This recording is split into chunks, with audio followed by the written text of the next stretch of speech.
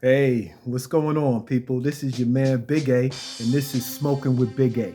So, today is all about devices, right? You've got your bilge smoker, you've got your traditional grill, as well as your electric smoker. So, today's episode is all about the type of device that you use, and I'll give you some tips and techniques. So, I want you to hit subscribe, make sure that you are available to watch the new videos that I upload, and we're going to have some fun together. So sit back, relax, and welcome to the Smoking, No Joking with Big A show.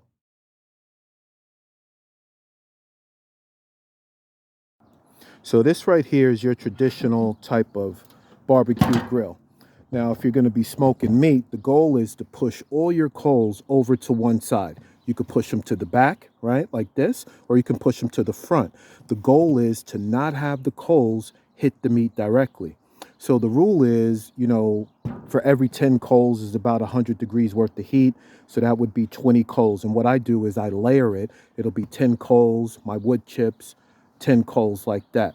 Now, once you have your smoker done and it's kind of brewing up, you want the coals to get nice and white, that'll smoke a go. I kind of keep this closed, and then you can also monitor a little bit of airflow from here. But please keep in mind the goal of smoked meat, and you'll see here in the back, there's also holes, right? There's these kind of exhaust holes that you have. So it's gonna vent.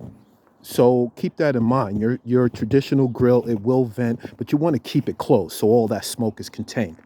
Now, the third kind of smoker in the series is what we call the electric smoker. This is what I use, and this here is called Bubba.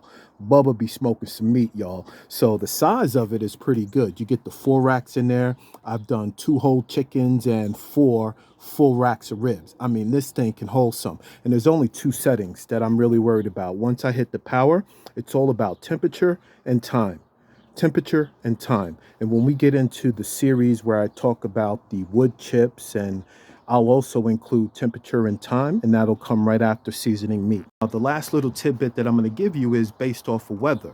So as you can see here, I don't know if you can see that, there's a lot of snow and stuff, so it's kind of cold, right? Now, it doesn't really affect your electric smoker because all the heat and everything is contained. But I do tell myself if it's below 32 degrees and I'm out here smoking meat, then I'm going to raise my temperature up by 5 degrees. An example would be if I'm doing a 225 cook, I may make that 230.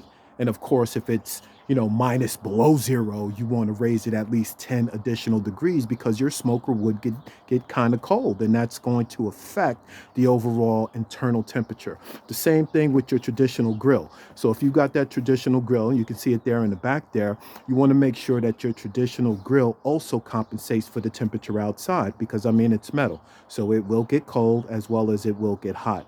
So it's just something to keep in mind. It's a little trick. I mean, I'm a novice at this, so you are going to learn along with me the best ways of smoking, and we're going to take this journey together.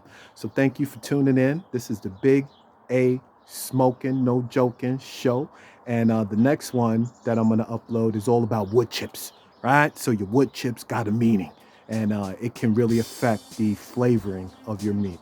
So until next time, I want you to click subscribe so when I upload a video, you can also see it. So please subscribe, and I thank you.